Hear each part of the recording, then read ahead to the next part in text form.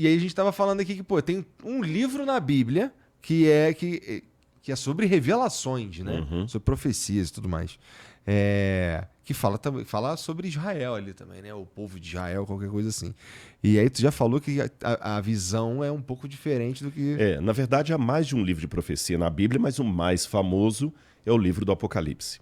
Acontece que se você pegar do final do século XIX para trás, todos os teólogos, sejam eles católicos, anglicanos, protestantes, ortodoxos, nenhum dava essa interpretação que nós temos hoje de Israel como centro de toda a convulsão geral, não.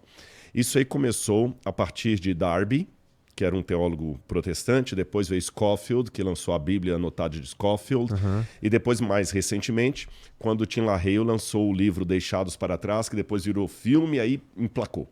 Então, essa visão centralizada em Israel como o cenário profético final, ela é muito recente na história da interpretação cristã. Repito, nem Santo Agostinho de Hipona, nem Tomás de Aquino, nem Isaac Newton, que escreveu... Sabe que Isaac Newton, além de cientista, também era teólogo. Isaac Newton gostava da Bíblia. Ele escreveu mais... porque tu me contou. Eu falei da outra vez. Ele escreveu mais de profecia do que de ciências. Então, nem Isaac Newton, nem Lutero, nem Calvino, nenhum desses grandes expoentes do cristianismo teve essa interpretação que hoje está popular em toda parte, que Israel é o centro e tudo mais.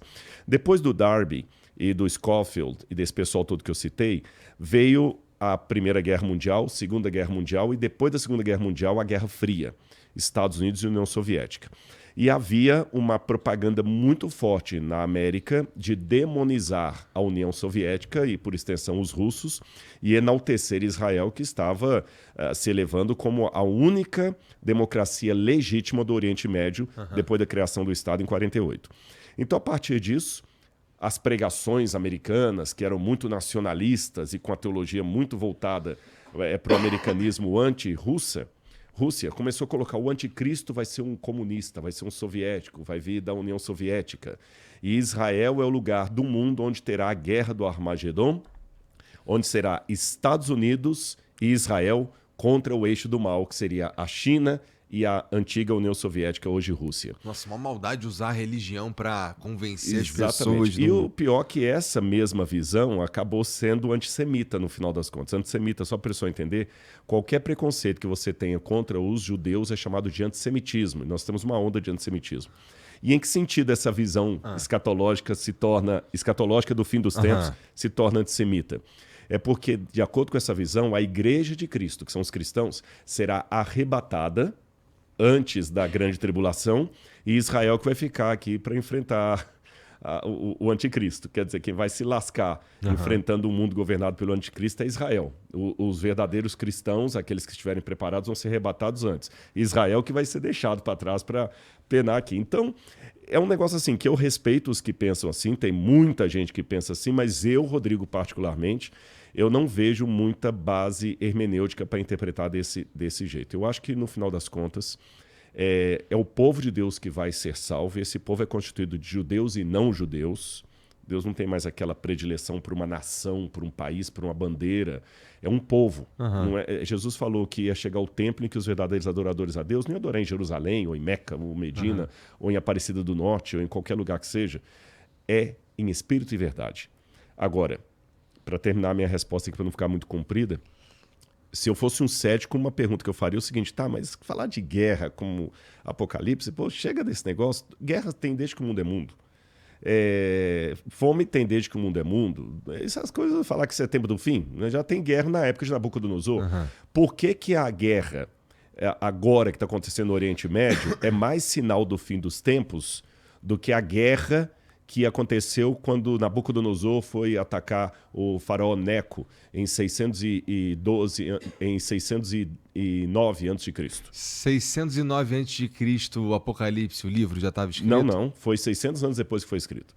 Que eu sei que alguém pode perguntar assim, alguém uma vez que eu falei isso numa live, me falou assim, não, mas é porque hoje a guerra é contra Israel. Naquela época não era. Era contra Israel. Tanto é que Nabucodonosor veio e destruiu o templo em Jerusalém. Mas nem tinha profecia ainda nessa época? Já tinha não de Apocalipse. Mas mesmo depois do Apocalipse, assim, eu acho que a profecia tem que ser um negócio mais específico, senão muito Também acho. É igual falar assim, olha, Deus está me mostrando, Igor, que tem alguém assistindo a gente nesse momento que está com um problema financeiro muito sério na sua vida. Pelo amor de Deus, todo né? mundo, sabe? Agora, tem um detalhe no Apocalipse que muita gente passa batido e não presta atenção. O que diferencia as guerras, as catástrofes e tudo mais do Apocalipse é o fenômeno universal, global. Literalmente global. O Apocalipse, se você ler Apocalipse 13, que fala da besta, e o 12 e o 14, fala de eventos que seriam literalmente mundiais. Não vai poder comprar nem vender, senão aquele que tem a marca da besta e o número do seu nome. Todo mundo, exceto o povo de Deus, vai aceitar a marca da besta. Então é uma coisa global. Pela primeira vez na história, desde a fundação da civilização na Suméria, desde o 4º milênio antes de Cristo até o século XXI, pela primeira vez na história nós estamos vendo eventos que realmente são globais no sentido literal, a partir do Covid para cá. Antes do Covid você não teve nenhum evento global no mundo, desde a civilização até o Covid. Hoje nós temos eventos mundiais. Hoje está se falando de uma governança mundial. Hoje está se falando de uma economia mundial. Hoje está se falando de uma guerra que pode pela primeira vez ser mundial, que o mundo inteiro vai ser afetado. Hoje a gente fala de uma pandemia que de fato é mundial e não apenas simbolicamente. Entendi. Bom, isso tem a ver com aquelas histórias que minha mãe me contava da nova ordem mundial. Sim, e tudo mais. que sua mãe te contava e ela estava certa, que sua mãe devia ter alguma base bíblica ou cultura bíblica por detrás da fala dela. Só que há 30 anos atrás a gente só sabia o seguinte, que ia vir uma governança mundial. Aliás, nem a palavra governança era usada a palavra governo. Hoje a gente distingue governo de governança. E que haveria de um anticristo e que o mundo inteiro ia estar assim, mas ninguém sabia como é que isso ia ser. Pelo contrário, essa mesma conversa nossa, eu nem lembro qual foi a primeira vez que eu vi no Flow, mas foi antes do Covid. Foi antes do Covid. Essa mesma conversa antes do Covid poderia me dar alguns checkmate que eu iria ficar assim, olha, não sei como. Quer ver um checkmate que ia dar? Gente, mas não tem como o mundo inteiro estar envolvido num mesmo drama. Entendi. O Covid mostrou que Total. tem. E pessoas do mais diferentes. O que votou no Bolsonaro teve que usar máscara. Quem votou no Lula teve que usar máscara. Quem era palestino teve que usar máscara. Quem é israelense teve que usar máscara. Quem é Trump tinha que usar máscara. Quem foi Biden tinha que usar máscara. Então, quer dizer, quem é flamenguista usava máscara. O Fluminense também. Quer dizer, não tem esse negócio partidário. Então, existem coisas que estão acima do que você quer, do que você acha, do que você defende. Essas coisas vão obrigar o mundo a se unir. E fora da Bíblia tem muitos especialistas falando nisso. Se o mundo não tiver uma união global, econômica, as bolsas de valores vão quebrar em 20 anos. Ou menos. As projeções antes eram para 2050. Mas há alguns economistas que estão trazendo a coisa para mais perto. Não estou marcando data para a volta de Jesus. Eu não posso fazer isso. Mas é curioso que o cenário que o Apocalipse apresenta está muito parecido com este agora. Então vamos dizer que o mundo é uma pessoa cardíaca com dor no lado esquerdo do peito. Pode ser um ataque ou pode ser apenas gases. Mas quem está na dúvida, eu vou ficar de olho. Cara, assim, isso é um bom sinal, não é? Assim, no sentido de... Se está rolando é porque Jesus está voltando, ou alguma coisa nesse sentido, né? O problema é a escala de tempo, que a gente não sabe direito. A gente não sabe direito. Pode ser agora, pode demorar 50 anos, pode ter sei lá, alguma coisa pode acontecer. O cenário agora está muito parecido com aquele descrito no Apocalipse. Até vou colocar uma pergunta. O Apocalipse coloca assim, ó, e a galera de casa, até eu queria que o pessoal opinasse o que vocês acham também, gente. Comenta aí. O Apocalipse diz literalmente assim, abro aspas. E a todo grande, e a todo pequeno, e a todo escravo, e todo livre, será dada uma marca, na mão direita e na fronte. E não poderá comprar e nem vender, exceto aquele que tiver a marca da besta e o número do seu nome. Aquele que tem sabedoria, calcule, ou entendimento, calcule o número da besta, pois é número de um homem.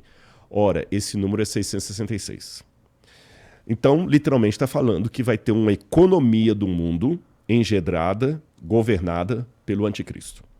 E que ninguém no planeta Terra, seja rico ou pobre, então vai continuar tendo rico e pobre, então já sei que não vai ser bem comunismo, vai ter rico e pobre, vai ter escravo e livre, não vai poder comprar nem vender, senão quem tiver no sistema dele. Tá.